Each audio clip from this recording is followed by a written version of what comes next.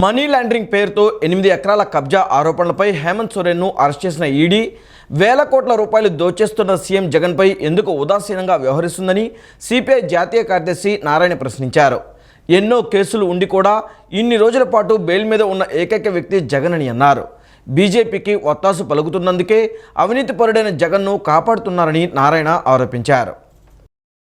ఎమ్మెల్యేలు భయభ్రాంతులుగా పరారై దానికోసం పరిస్థితి ఎందుకు కల్పించబడింది? జార్ఖండ్ ముఖ్యమంత్రి ఎందుకు అరెస్ట్ చేశారు? ఒక 8 ఎకరాలు మాత్రమే మనీ లాండరింగ్ అయింది. దానికి మనీ లాండరింగ్ పేరు పెట్టి ఆయన అరెస్ట్ చేయడానికి కావాల్సిన ఈడీని ఉపయోగించుకుని చేస్తారా? అదే నిజమైతే జగన్మోహన్ రెడ్డి 1000 లక్షల రెట్లు ఆయనకున్నటువంటి మనీ లాండరింగ్ కేసులు కానీ ఆర్థిక న్యాయ కేసులు కానీ దాదాపు 11-13 కేసులు ఉన్నాయి. స్వాతంత్రం వచ్చిన తర్వాత సుదీర్ఘకాలం 10 ఏళ్ల పాటు బెయిల్ మీద ఉన్న వ్యక్తి ఎవరు ఉంటే అది జగన్మోహన్ రెడ్డి. మరి ఆయనకు అన్ని వేల కోట్ల రూపాయల కేసుండి మనీ లాండరింగ్ ఉంటే ఆయన సేఫ్గా ఉంటాడా?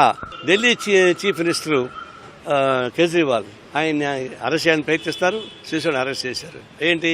ఒక 100 కోట్ల రూపాయల లిక్కర్ స్కామ్. ఆ లిక్కర్ స్కామ్కి ఆద్యులు ఎవరు? తయారు చేసింది వైసీపీ వాళ్ళు, అమ్మింది వైసీపీ వాళ్ళు, దాన్ని బ్రోకరేజ్ చేసింది కవిత, కేసీఆర్ కూతురు. చెయ్యని నేరానికి తన కుమారుడు 5 ఏళ్లుగా జైల్లో మగ్గుతున్నాడని, తమ కుటుంబానికి ఆధారమని వాడు లేక నానా ఇబ్బందులు పడుతున్నామని, వాడిని విడుదల చేయించడానికి సహకరించి న్యాయం చేయాలని గవర్నర్ జస్టిస్ అబ్దుల్ నజీర్ను జగన్పై కోడికత్తి దాడి కేసులో నిందితుడు జనపల్లి శ్రీనివాసరావు తల్లి సావిత్రమ్మ వేడుకున్నారు. ఎన్ఐఏ కోర్టుకు సీఎం జగన్ వచ్చి సాక్ష్యం చెప్పేలా చూడాలని, శ్రీనుకు బెయిల్ మంజూరుకు సహకరించాలని ఈ సందర్భంగా వారు గవర్నర్కు విజ్ఞప్తి చేశారు. టీడీపీ పొలిట్ బ్యూరో సభ్యుడు వర్లరామయ్య, జనసేన నేత పోతిన మహేష్ సహా వివిధ రాజకీయ ప్రజా సంఘాల నేతలతో కలిసి జగన్పై కోడికత్తి దాడి కేసులో నిందితుడు జనపల్లి శ్రీనివాసరావు తల్లి సావిత్రమ్మ, శ్రీను సోదరుడు సుబ్బరాజు విజయవాడలోని రాజ్భవన్లో నిన్న గవర్నర్ను కలిశారు. గవర్నర్ కాళ్లపై పడి న్యాయం చేయాలని ప్రాధేయపడ్డారు. ఎన్ఐఏ కోర్టుకు సీఎం జగన్ వచ్చి సాక్ష్యం చెప్పేలా చూడాలని, శ్రీనుకు బెయిల్ మంజూరుకు సహకరించాలని ఈ సందర్భంగా వారు గవర్నర్కు విజ్ఞప్తి చేశారు. కోడికత్తు కేసు సహా జగన్ పాలనలో ఎస్సీ, ఎస్టీ, మైనార్టీలపై దాడులను గవర్నర్కు వివరించారు. అనంతరం వారు విలేకరులతో మాట్లాడారు. శ్రీను అరెస్టుతో తాము పడుతున్న ఇబ్బందులను గవర్నర్కు వివరించామని, ఆయన సానుకూలంగా స్పందించి న్యాయం చేస్తామని హామీ ఇచ్చారని కుటుంబ సభ్యులు తెలిపారు. వివిధ పార్టీల నేతలు మాట్లాడుతూ జగన్ పన్నిన కుట్రలో శ్రీను బలయ్యాడని పేర్కొన్నారు.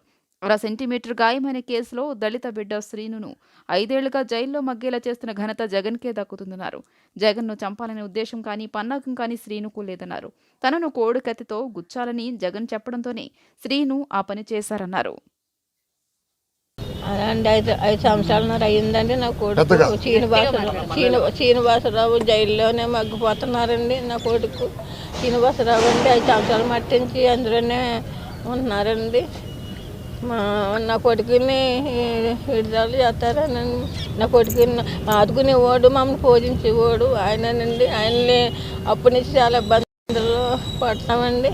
ఆయన్ని జైల్లో నుంచి ఇడిపిస్తారని, నా చేస్తారని కోరుకుంటున్నాను. నేను కోడికత్తి శ్రీనివాస వాళ్ళ బ్రదర్ని. మాకు ఈ రాష్ట్రంలో మాకు ఈ జరిగిన అన్యాయాన్ని గవర్నర్ గారికి మేము చెప్పుకున్నామండి. చెప్పుకుంటే ఆయన న్యాయం చేస్తానని మాకు హామీ ఇచ్చారండి. అదే నా సోదరుడు 5 సంవత్సరాల నుంచి జైల్లో మగ్గిపోతున్నాడండి. మాకు న్యాయం చేయాలి, మీరే మాకు విడుదల చేయించాలని చెప్పేసి మేము దండం పెట్టి మేము వేడుకున్నామండి. అలాగే హామీ ఇచ్చారని చేస్తామండి. అన్నీ చెప్పామండి. అన్ని విషయాల్లో కూడా మేము చెప్పడం జరిగింది. అన్నీ కూడా స్పందించారు. ఆయన న్యాయం చేస్తానని హామీ ఇచ్చారండి. సావిత్రమ్మ గారు 2 చేతులు జోడించి ఆయన దగ్గరికి వెళ్ళి మరి కన్నీళ్లు పెట్టుకొని తన బాధను తను చెప్పింది. శంకర్ గారు, అలాగనే మహేష్ గారు, జనసేన నాయకులు అందరం ఒక్కొక్కరు 2 నిమిషాలు మాట్లాడి రాష్ట్రంలో పరిస్థితిని కళ్ళగట్టినట్టు చూపించాం. ఆయన సుప్రీంకోర్టు జడ్జిగా పనిచేశాడు కాబట్టి చాలా సావధానంగా అయితే విన్నాడు. నాకు ఆశ్చర్యం కలిగింది. గవర్నర్ గారు అంత సావధానంగా వింటాన్ని. తప్పనిసరిగా ఎప్పటికైనా న్యాయం జరుగుతుందని ఆశిస్తాం. ముఖ్యంగా సావిత్రమ్మకి న్యాయం చేసి ఎప్పటికైనా సరే 1975 రోజులుగా జైల్లో ఉన్న కోడికత్తి శ్రీని బెయిల్కి రావడానికి రాష్ట్ర ప్రభుత్వం కూడా సహకరిస్తుందని తక్షణం మీరు సాక్ష్యం చెప్తారో చెప్పరో మాకు తెలియదు, కానీ ఇమీడియట్గా కోడికత్తి శ్రీను బాహ్య ప్రపంచంలో రావాలని, బెయిల్ ఇవ్వాలని చెప్పి ఈ సందర్భంగా తెలియజేస్తున్నాను. నక్సలైట్ కేసుల్లో కూడా ఎవడు ఇంతకాలం జైల్లో ఉండలేదు. జగన్మోహన్ రెడ్డికి సాయం చేయబోయి బలిపశు అయినాడు ఈ జనుపల్లి శ్రీనివాస్ ఎలియాస్ కోడికత్తు. ఈ విషయాలన్నీ కూడా ఆ తల్లి ఆ అన్న కూడా ఇద్దరు కూడా గవర్నర్ గారికి సుస్పష్టంగా చాలా ఇక్కడ మనం చూసి భయపడ్డారు, కానీ గవర్నర్ గారికి అన్ని వివరాలు తెలియజేస్తారు. గవర్నర్ గారు ఆశ్చర్యపోయారు. ఇది నిజమా అని అడిగారు మమ్మల్ని. నేను షుబ్లీ గారు బాలకు అందరం చెప్పాం, నిజం సార్, 5.5 ఏళ్ళుగా still that fellows in judicial custody. 10 రోజుల్లో 15 రోజుల్లో బయటకు రావాల్సిన వాడు 5.5 సంవత్సరాలుగా ఉన్నాడు. దానికి కారణం జగన్మోహన్ రెడ్డి, ఆయన పదవీ కాంక్ష అని చెప్పి స్పష్టంగా తెలియజేశాం. గవర్నర్ గారు కూడా ఫైల్ తెప్పించుకుంటాను, తప్పకుండా చూస్తామన్నారు. ఇక ఇది ఆఖరస్త్రం. కోడికత్తి డ్రామాకి తానే సృష్టికర్త అన్న విషయం జగన్మోహన్ రెడ్డి ప్రజల ముందు దోషిగా నిలబడతాడు అనే అన్ని అంశాలని మరుగున పెట్టడానికి కోడికత్తి శ్రీనుని జైల్లో మగ్గబెడతా ఉన్నారు. నీ కేసులేమో సిబిఐ ఈడీఐలో విచారణలు జరగకూడదు, బెయిల్ రావాలి, నువ్వు బయట తిరగాలి. గొడ్డలతో చంపినటువంటి నీ తమ్ముడు అవినాష్ రెడ్డి సిబిఐ కేసుల్లో బెయిల్ రావాలి, బయట తిరగాలి. కానీ ఒక దళిత యువకుడు నీ రాజకీయ చదరంగంలో బలైతే అతను ఎందుకు జైల్లో ఉండాలో నువ్వు సమాధానం చెప్పాలి. అసలు నువ్వు కోర్టుకు ఎందుకు హాజరు కావో సమాధానం చెప్పాలి. ఒక సామాన్య దళిత యువకుడి మీద కోట్ల రూపాయలు వెచ్చించి సుప్రీంకోర్టు న్యాయవాదుల్ని ఎందుకు నియామకం చేస్తున్నావు? రాష్ట్ర ప్రజలకు సమాధానం చెప్పు. తల్లిదండ్రులు విద్యార్థులతో కొంత సమయాన్ని కేటాయించాలని, వారికి ప్రేమను పంచాలని సిబిఐ మాజీ జేడీ లక్ష్మీనారాయణ అన్నారు. తల్లిదండ్రులే తమ పిల్లలకు మొదటి గురువులు కావాలని, వారికి మంచి చెడులు చెప్పడంతో పాటు వారిలోని ప్రతిభను గుర్తించి ప్రోత్సహించాలని చెప్పారు. నెక్స్ట్ జనరేషన్లో మన పిల్లలు అద్భుతమైన భూమిక పోషించాలంటే తల్లిదండ్రులు మంచి గుణగణాలను తమ పిల్లలకు నేర్పించాలని, అప్పుడే ప్రపంచంలో భారతదేశం బ్రహ్మాండమైన దేశంగా ముందుకు వెళ్తుందన్నారు. విజయవాడ కానూరు తులసీనగర్లోని Vijayawada Ravindra Bharati next gen CBSE school వార్షికోత్సవం నిన్న సాయంత్రం ఘనంగా జరిగింది. ఈ కార్యక్రమానికి సిబిఐ మాజీ జేడీ వివి లక్ష్మీనారాయణ ముఖ్య అతిథిగా విచ్చేశారు. జ్యోతి ప్రజ్వలన చేసి కార్యక్రమాన్ని ప్రారంభించారు. ఈ సందర్భంగా ఆయన మాట్లాడుతూ తల్లిదండ్రులు తమ పిల్లలతో విలువైన సమయాన్ని గడపాలని చెప్పారు. పిల్లల జీవితంలో మార్పు వచ్చేలా మంచి మంచి కథలు చెప్పాలని, దానికోసం తల్లిదండ్రులు ముందుగా మంచి కథలు చదవాలన్నారు. నెక్స్ట్ జనరేషన్లో మన పిల్లలు అద్భుతమైన భూమిక పోషించాలంటే తల్లిదండ్రులు మంచి గుణగణాలను తమ పిల్లలకు నేర్పించాలని అన్నారు. ఆ రకంగా పిల్లలను ప్రోత్సహిస్తే ప్రపంచంలోనే బ్రహ్మాండమైన దేశంగా భారత్ ముందుకు వెళ్తుందన్నారు. తల్లిదండ్రులు భుజం తట్టి శబాష్ అనడం, చదువుకున్న పాఠశాల కళాశాలకు ముఖ్య అతిథిగా వెళ్లడం, మీరు నడిచి వెళ్తుంటే ఆటోగ్రాఫ్ తీసుకోవడం వంటి లక్ష్యాలను పిల్లలు పెట్టుకోవాలన్నారు. Ravindra Bharati group of institutions chairman Veeramachineni Vamsikrishna, director Veeramachineni Shanti, principal Sridevi మాట్లాడుతూ విద్యార్థులు, తల్లిదండ్రులు, ఉపాధ్యాయులు సమిష్టిగా తమ పాత్ర పోషించినప్పుడే విద్యార్థులు అన్ని రంగాల్లో రాణించగలుగుతారని చెప్పారు. నాణ్యమైన విద్య విద్యార్థుల జీవితాలను చక్కగా మలుచుతుందని అన్నారు. విద్యార్థుల్లో ఉన్న ప్రతిభ, సృజనాత్మకతను వెలికితీసి వారిని ప్రోత్సహిస్తున్నట్లు తెలిపారు. విలువలతో కూడిన నాణ్యమైన విద్యను అందిస్తూ సమాజంలో ఉత్తమ పౌరులుగా తీర్చిదిద్దుతున్నట్లు తెలిపారు. అనంతరం చదువు, క్రీడలు, కళలు ఇలా వివిధ రంగాల్లో ప్రతిభ కనపరిచిన చిన్నారులకు మెడల్స్, ధ్రువపత్రాలను అందజేశారు. విద్యార్థులు ప్రదర్శించిన పలు సాంస్కృతిక కార్యక్రమాలు అలరించాయి. స్టూడెంట్స్ గురించి కూడా ఒక్క విషయం చెప్పి, ఎందుకంటే మా గురువు గారు ఏపీజే అబ్దుల్ కలాం గారు ఎప్పుడు నువ్వు స్కూల్కి, కాలేజీకి వెళితే ఆ పిల్లలకు 3 గోల్స్ అన్నవి చెప్పు అంటారు ఆయన. ఆ 3 గోల్స్, ఎందుకంటే నేను చాలా స్కూల్స్కి, కాలేజెస్కి వెళ్ళినప్పుడు పిల్లలు నన్ను అడుగుతుంటారు, సార్ మా జీవితంలో ఎటువంటి లక్ష్యాలు మేము పెట్టుకోవాలి అని అడుగుతారు. దానికి చాలా సింపుల్గా కలాం గారు చెప్పిన 3 లక్ష్యాలు మీకు చెప్పి నేను ముగిస్తాను.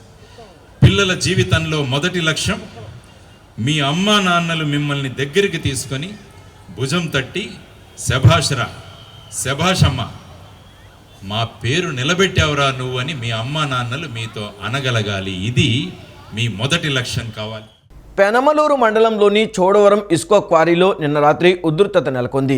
మంత్రి జోగి రమేష్ ప్రమేయంతో క్వారీలో ఆయన అనుచరులు అక్రమంగా కోట్ల రూపాయల విలువ చేసే బుసకతో పాటు ఇసుకను తోడిస్తున్నారంటూ మాజీ ఎమ్మెల్యే బోడే ప్రసాద్ ఆందోళనకు దిగారు. అధికారులు వచ్చి సమాధానం చెప్పే వరకు తాను క్వారీ నుంచి కదలనంటూ భీష్మించి కార్యకర్తలతో కలిసి రాత్రంతా అక్కడే జాగారం చేశారు. ఈరోజు ఉదయం కూడా అధికారులకు ఫోన్ చేసి సరైన సమాధానం రాకపోవడంతో టీడీపీ, జనసేన నేతలతో కలిసి నిరసన తెలిపారు. పెనమలూరు మండలంలోని చోడవరం ఇసుక క్వారీలో మంత్రి జోగి రమేష్ ప్రమేయంతో ఆయన అనుచరుల్లో అక్రమంగా కోట్ల రూపాయలు విలువ చేసే బుసకతో పాటు ఇసుకను తోడిస్తున్నారంటూ మాజీ ఎమ్మెల్యే బోడే ప్రసాద్ నిన్న రాత్రి ఆందోళనకు దిగారు. బోడే ప్రసాద్ రాకతో బుసకను తవ్వి లారీలోకి లోడు చేయిస్తున్న జేసీబీ లారీ చోదకులు పరారయ్యారు. రాత్రి 10:30 సమయంలో క్వారీలోకి ప్రవేశించిన బోడే నేరుగా బిల్లు వసూళ్ల కేంద్రానికి చేరుకున్నారు. సిబ్బందిని ప్రశ్నించగా నీళ్లు నమిలారు. ఆయన కార్యకర్తలతో నడుచుకుంటూ బుసక తవ్వుతున్న ప్రాంతానికి చేరుకుని మాట్లాడారు. గత నెల 24వ తేదీ నుంచి క్వారీలో ఎలాంటి అనుమతులు లేకుండా మంత్రి జోగి రమేష్ ఇబ్రహీంపట్నం, పెడన, మైలవరం, వణుకూరు నుంచి తన అనుచరులను రప్పించి రాత్రుల్లో బుసకను తవ్వేస్తున్నారని ఆగ్రహం వ్యక్తం చేశారు. రోజుకు 15 నుంచి 20 లక్షల విలువైన బుసక ఇసుకను తరలించి సొమ్ము చేసుకుంటున్నారని ఆరోపించారు. నియోజకవర్గానికి వైకాపా ఇన్ఛార్జిగా వచ్చిన 10 రోజులకే మంత్రి జోగి రమేష్ తన దందా మొదలుపెట్టారని మండిపడ్డారు. బుసక తవ్వకాలకు ప్రభుత్వం ఎలాంటి అనుమతులు ఇవ్వకపోయినా మంత్రి ₹1,00,00,000 కొట్టేయడానికి పన్నాగం పన్నారంటూ మండిపడ్డారు. జోగి దందాను పెనమలూరులో సాగనిచ్చేదే లేదన్నారు. అధికారులు వచ్చి సమాధానం చెప్పే వరకు తాను క్వారీ నుంచి కదలనంటూ భీష్మించి కార్యకర్తలతో కలిసి రాత్రంతా అక్కడే జాగారం చేశారు. క్వారీలో అనధికారికంగా బుసక తవ్వకాలు చేపట్టడంపై క్వారీ నుంచి 2 గంటల పాటు పలు శాఖల అధికారులకు ఫిర్యాదులు చేశారు. కొందరు అధికారులు ఫోన్లు ఎత్తకపోగా ఎత్తినవారు తమ శాఖకు చెందిన అంశం కాదంటూ దాటవేయడంపై బోడే తీవ్ర నిరసన తెలిపారు. నోట్బుక్ తో రాసి ఉన్నాయి బళ్ళు నెంబర్లు బండి బైక్ లో బుక్ ఉంది. ఆ బుక్ లో నెంబర్లు రాస్తున్నారు, బండి నెంబర్లు. ఆడెవరు? నువ్వు కంపెనీయా లేకపోతే నువ్వు ఎవరి తాలూకాయా? నువ్వే కంపెనీ? జేసీకేసీనా? ఇది అసలు ఏ కంపెనీ ఇది? నువ్వు కంపెనీనా లేకపోతే ఎవరు? ఇతను ఇదిగో పుస్తకం, ఇదిగో ఈ పుస్తకం ఇదేంటిది? ఇది 4 బళ్ళు అక్కడ తీసుకుంటారు. అదే కాదన్నా, ఆ సెక్షన్ వేరు, పాక సెక్షన్ వేరు. వీళ్ళు ఇసుక డబ్బులు తీసుకుని ఇది ఎత్తుతారు. దీని సిల్ట్ శాండ్ అని ఉంది. సిల్ట్ పర్మిషన్లు ఉన్నాయా మీకు దీంట్లో? నమస్తే అండి, నేను పెనమలూరు ఎమ్మెల్యే బోడే ప్రసాద్ మాట్లాడుతున్నాను. ఇక్కడ పెనమలూరు చోడవరంలో ఇల్లీగల్ మైనింగ్ జరుగుతూ ఉంది. రాత్రి 10:30కి ఇక్కడికి వచ్చాం. ఇంతవరకు ఎవరు కూడా రెస్పాండ్ అవ్వాల. చోడవరం అండి, దాదాపు 200 మంది ఉన్నారు ఇక్కడ. రాత్రి నుంచి కూడా ప్రొక్లైనర్స్ కానీ లారీలు కానీ రెడ్ హ్యాండెడ్గా పట్టుకున్నాం. మేము రాగానే అందరూ పారిపోయారు, మైనింగ్ ఆపేశారు. విజయవాడ థర్మల్ పవర్ స్టేషన్లో ఎమ్మెల్యేలు, మంత్రులు భాగస్వాములై బూడిదను పందికొక్కుల్లా దోచుకుంటున్నారని మాజీ మంత్రి దేవినేని ఉమామహేశ్వరరావు అన్నారు. థర్మల్ స్టేషన్ లోపల చేయాల్సిన పనులు చేయకుండా బూడిదను డ్రైనేజ్లోకి రప్పించి జేసీబీలు ప్రొక్లైనర్లు పెట్టి సొమ్ము చేసుకుంటున్నారని మండిపడ్డారు. బూడిద చెరువులో వేలాది లారీలతో అడ్డగోలుగా దోచేస్తున్నారని, నియంత్రిస్తామని చెప్పిన అధికారులు అడ్రస్ లేరన్నారు.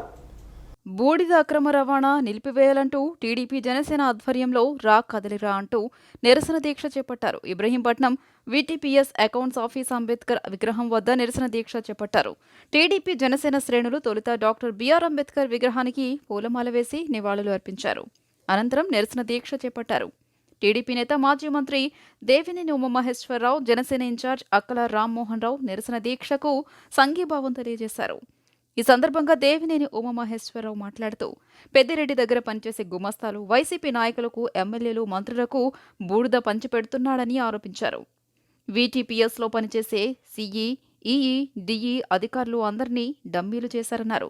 పెద్దిరెడ్డి దగ్గర పనిచేసే ఓఎస్డిఈ భాస్కర్ రావుదే పాపం అన్నారు.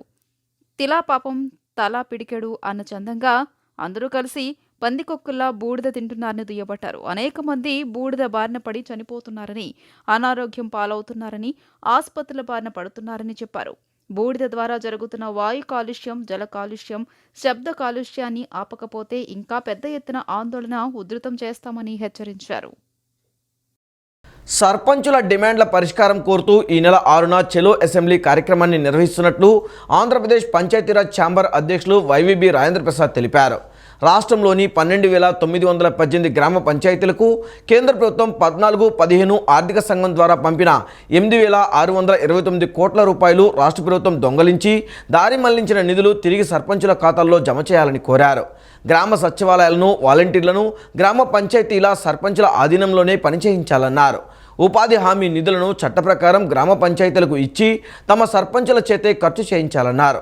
గతంలో మాదిరే గ్రామ పంచాయతీలకు రాష్ట్ర ప్రభుత్వం ఉచిత విద్యుత్ను ఇవ్వాలని డిమాండ్ చేశారు.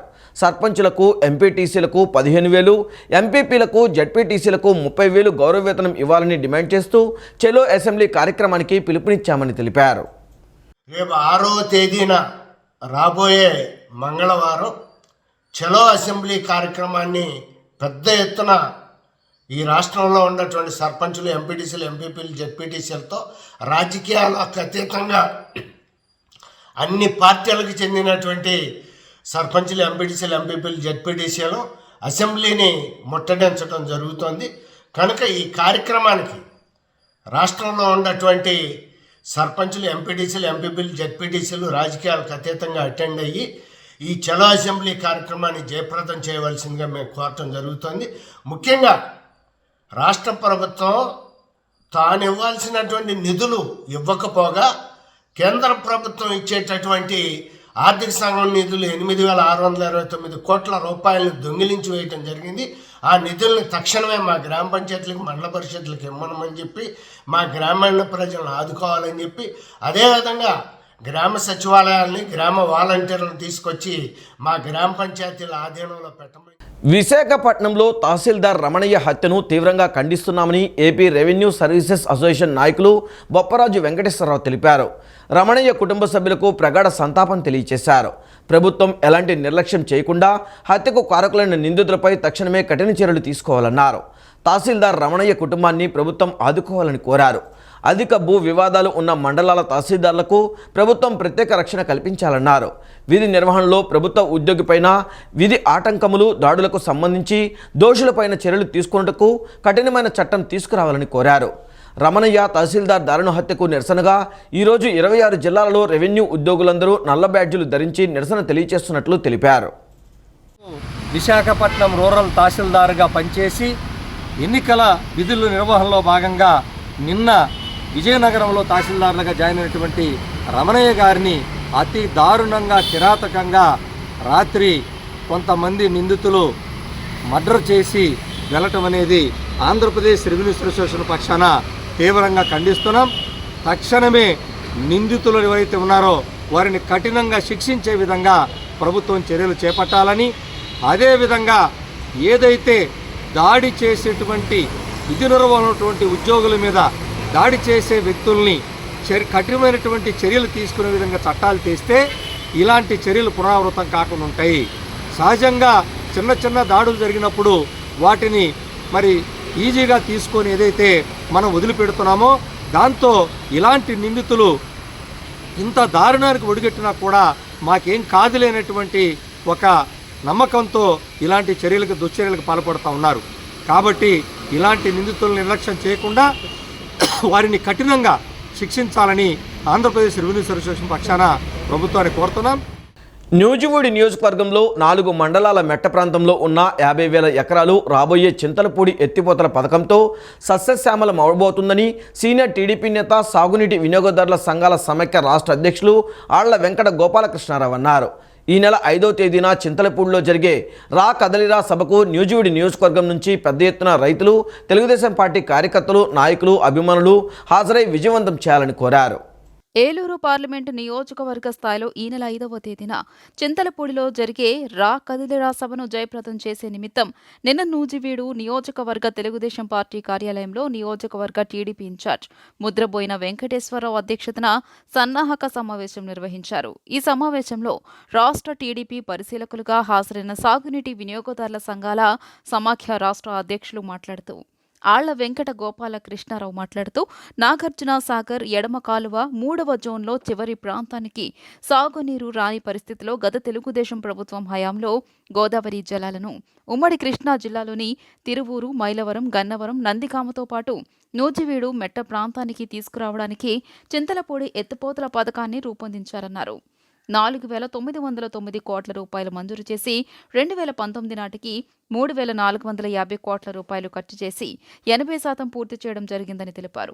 ప్రస్తుత వైసీపీ ప్రభుత్వం ఈ పథకాన్ని అటకెక్కించి పనులు నిలుపుదల చేయడం వలన ఈ ప్రాంతంలో ఉన్నటువంటి రైతులు లక్షల కోట్ల పంటలను నష్టపోయారని చెప్పారు. ఈ పథకం పూర్తయినట్లయితే నూజివీడు నియోజకవర్గంలోని నూజివీడు, ముసునూరు, చాట్రాయి, ఆగిరిపల్లి మండలాల్లోని 50,000 ఎకరాల్లో మెట్ట ప్రాంతం సస్యశ్యామలం అయ్యేదని చెప్పారు. ఈ పరిస్థితుల దృష్ట్యా ఈ నెల 5వ తేదీన చింతలపూడిలో జరిగే రా కదిలిరా సభకు నూజివీడు నియోజకవర్గం నుంచి పెద్ద ఎత్తున రైతులు, తెలుగుదేశం పార్టీ కార్యకర్తలు, నాయకులు, అభిమానులు పెద్ద ఎత్తున హాజరై రాబోయే శాసనసభ ఎన్నికల్లో తిరిగి నారా చంద్రబాబు నాయుడిని ముఖ్యమంత్రిని చేసి చింతలపూడి ఎత్తిపోతల పథకాన్ని పూర్తి చేసుకోవాల్సిన బాధ్యత నూజివీడు నియోజకవర్గ ప్రజలందరి మీద ఉందన్నారు. మనం చింతలపూడి పెట్టమని మనం ఎవరిని అడగల. ఆ రోజు ఇరిగేషన్ మంత్రిగా ఉన్న దేవినేని ఉమేశ్వరరావు ఒక ఎస్సీలు పంపించి అధ్యయనం చేసి ఎన్నో సంవత్సరాలుగా మనకు 32 టీఎంసీలు లెఫ్ట్ కెనాల్ 3వ జోన్కి రావాలి మన 117 నుంచి. కానీ రాట్ల తెలంగాణ 2 పంటలు పండించుకుంటే మనం ఒకే పంటకి కనీసం 6 తారీఖు మామిడి కూడా ఇవ్వలేని పరిస్థితిలో ఈ థర్డ్ జోన్ కి గోదావరి జిల్లాలో మనం సప్లిమెంట్ చేయాలనే ఉద్దేశంతో ముసూరు మండలంలో వచ్చే వేపాడు మ్యూజిక్ 117 కిలోమీటర్ కనెక్ట్ చేయడానికి ఆ రోజు మన ప్రభుత్వం 4,909 కోట్లు శాంక్షన్ చేసి 3,450 కోట్లు ఖర్చు పెట్టాం. దాదాపు 80% పూర్తి చేశాం. పూర్తి చేసి లైన్ వెరిఫికేషన్ కొద్దిగా పెండింగ్ ఉన్న సమయంలో గవర్నమెంట్ మారితే ఈ రివర్స్ టెండరింగ్ అని నబార్డ్ నుంచి అని ఈ జగన్మోహన్ రెడ్డి ఆటకెక్కించడం జరిగింది. గన్నవరంలో ఫ్యాక్షన్ రాజకీయానికి తెరతీసిన ఎమ్మెల్యే వంశీమోహన్ను ఇంటికి పంపే రోజు దగ్గరలోనే ఉందని బాపులపాడు తెలుగుదేశం మండలం అధ్యక్షులు దయ్యాల రాజేశ్వరరావు, గన్నవరం నియోజకవర్గం మహిళా ప్రధాన కార్యదర్శి మేడేపూడి రమ విమర్శించారు. గన్నవరం పార్టీ కార్యాలయంలో నిన్న నిర్వహించిన విలేకరుల సమావేశంలో వారు మాట్లాడుతూ పార్టీ నాయకుడు కాసరనేని రంగబాబుపై దాడి కేసులో ఓ దళితుడిని ఏవన్గా చూపారంటూ ఆగ్రహం వ్యక్తం చేశారు. కేసుతో ఎటువంటి సంబంధం లేని చిరంజీవి అనే దళితుడిని నిందితుడిగా చూపడం వెనుక ఆంతర్యం ఏమిటని ప్రశ్నించారు. సంబంధం లేని ఎస్సీ వ్యక్తి చిరంజీవిని కేసులో ఇరికించి అసలు నిందితులను వదిలేశారన్నారు. రాష్ట్రంలో దళితులంటే పోలీసులు ప్రభుత్వానికి మరీ ఇంత చిన్న చూపా అని ప్రశ్నించారు. ఎక్కడో హైదరాబాద్ నుంచి రౌడీలను తీసుకొచ్చి పంపించిన ఎమ్మెల్యేకి దాసోహం అంటూ గవర్నమెంట్ పనిచేస్తుంది, సీఎం పనిచేస్తున్నాడు, పోలీసు వ్యవస్థ కూడా పనిచేస్తుంది. దళితులకి ఇటువంటి దారి లేదేకా మాకు? ఇదేనా నా అక్క చెల్లెళ్ళు అన్నదమ్ములని నువ్వు పలికే బేరాలు? జాగ్రత్త, దీనికి ఫలితం అనిపిస్తా. త్వరలోనే మీరు దీనికి ఫలితం అనిపిస్తున్నారు. జాగ్రత్త. ఇక్కడ ఉన్న రౌడీలు గ్యాంగ్ని అంతా తీసుకొచ్చి నువ్వు పనిచేసి పక్కనే ఉన్న తేలపురంలో ఉన్న రౌడీని కూడా తీసుకొచ్చి చేసి నువ్వు ఇంత పనిచేసి ఏమీ తెలియనట్టు నువ్వంత ప్రయత్నం చేసి ఎమ్మెల్యే వంశీ దీనికి ఫలితం అనిపిస్తావు నువ్వు. మేము మొన్న కూడా చెప్పాం, బీసీ సదస్సులు కూడా చెప్పాం, ఎస్సీలంతా ఒక తాటి మీదకి వస్తే బీసీలు ఎస్సీలు నువ్వు మట్టి కలిసిపోతున్నావు అని తెలిసిపోయింది నీకు. ఆత్కూరు గ్రామానికి చెందిన ముగ్గులేని చిరంజీవిని ఏవనగా చూపించారండి. మరొకసారి దళితుని పావుగా చేసిన సందర్భం, దీన్ని మేము తీవ్రంగా ఖండిస్తున్నామండి. ఈ యొక్క నియోజకవర్గ ఎమ్మెల్యే గారికి ఒకటే సూటి ప్రశ్న, దళితులంటే మీకెందుకండి అంత చిన్న చూపు? ఒక రాజకీయ కక్ష సాధింపు చర్య, మీ లబ్ధి కోసం దళితుల్ని పావులుగా వాడటం ఎంతవరకు సమంజసమని మేము అడుగుతా ఉన్నాం. చిరంజీవి సామాన్యమైన మధ్యతరగతి కుటుంబంలో పుట్టిన వ్యక్తి. అతడికి దాడికి హత్యాయత్నం, అది ఆ హత్య చేసే ధైర్యం ఉందని మేము ఎవరో భావించట్లేదు. అలాగే నియోజకవర్గ ప్రజలకు కూడా తెలుసు, మీ రాజకీయ లబ్ధి కోసం, కేవలం మీ యొక్క మనుగడ కోసం మీరు పావులుగా దళితుల్ని పెట్టడం సరికాదు. ఈ వార్తలు ఇంతటితో సమాప్తం. నమస్కారం.